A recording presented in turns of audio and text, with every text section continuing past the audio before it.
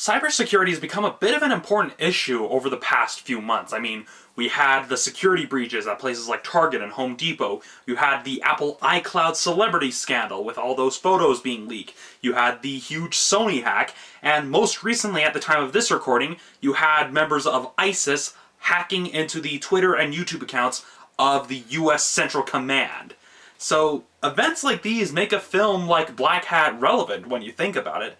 However, the problem is that, and this is just my theory, the Hemsworth brothers are cursed. I mean, first you had Liam trying to do a cyber corporate espionage film with Paranoia, and it was very boring and very dull, despite the star power. And then you have the more famous of the two brothers, Chris Hemsworth, trying to do another cyber espionage action film, and pretty much meeting more or less the same fate. Ergo, cursed.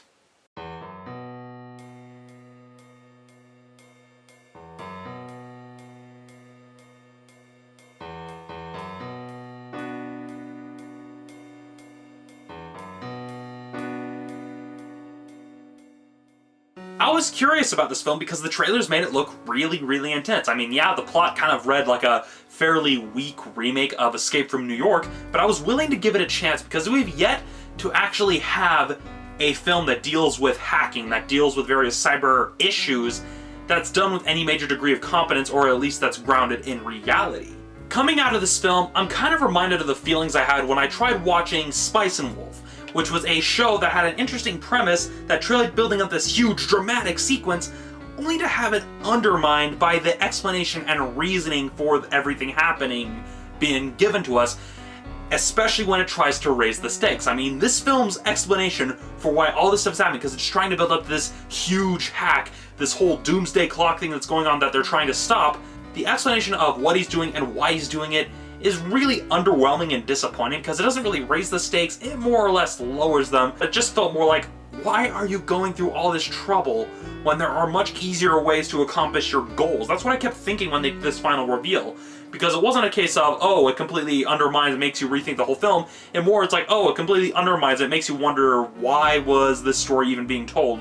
Was there a point to any of the stuff we saw leading up to this that is worth watching it now that we know what this was all done for? That was pretty much one of my main issues story-wise with this film. Another problem with this film is that it repeats itself quite a bit. I mean, it's almost kind of like they think, oh, well, the audience isn't going to remember this stuff that was told them a couple of scenes ago, so let's just have this scene here to remind them of everything they've already been told. I mean, I can understand, oh, well, they probably didn't pay attention to the subtitles, even though they would kind of have to if they actually wanted to follow the story when they're actually showing the Chinese, like, cyber division guy talking with his superiors, but then just having a couple scenes later is basically re-explaining everything that we already know just felt kind of pathetic. Another problem is that it also tries to work in a lot of these character moments, and to me it just feels like a lot of these character moments are moments that would happen much later in the film, like they pretty much took scenes that would happen in the second and third act and then just tried shoving them up into the first act, or they were just scenes that just felt out of place and just didn't really add anything to the story. Like they were just putting them into, they say, hey, see, we actually are developing these characters, but when you really thought about it, they added nothing. I mean, the characters served their function plot-wise, but by the end of the film I realized that I didn't really care about any of them. It was more like I was just watching a bunch of character archetypes going about being shuffled from scene to scene than I was seeing any actual characters. And then there were just certain aspects of these characters, like making the main hacker into some sort of really, like, a badass able to fight off all these people physically. It just didn't click well. It just did not work all that well for me. When it comes to the remaining technical aspects of the film, all I can really say is that the cinematography in this film is pretty lackluster. I mean, it has the shaky cam action scenes, it has dialogue scenes that are utilitarian but don't really have any unique identity to them. There's no sense of style with the dialogue scenes, and they use a lot of their best imagery, which is mostly enhanced by visual effects to kind of show what goes on in the computer, and they use a lot of that at the beginning of the film, and basically there's just no memorable shots or sequences at the end of the film in any real capacity. It's just the case of the whole thing is almost kind of like a dark, blurry mess that you don't really remember. I think the main problem with this film, that it's trying to take something like hacking and then just force it into a typical action film.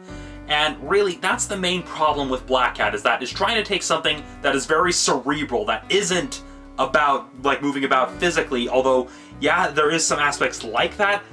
It's just the main mistake with this film is that they tried making it as an action film. If they tried keeping it more as a psychological and cerebral thriller, it could have worked. But, much like Paranoia, it tried making it into an action film and ended up making the whole thing boring and uninspired as a result. I can't really recommend this film. Personally, I just don't think it's that great. It was mostly boring. I mean, it had an okay premise, but just as the film wore on, I just started to care less and less and less.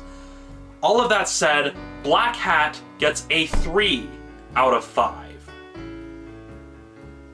So that's it for this episode of Romney's Reviews. Thank you for watching. I'll see you all next time.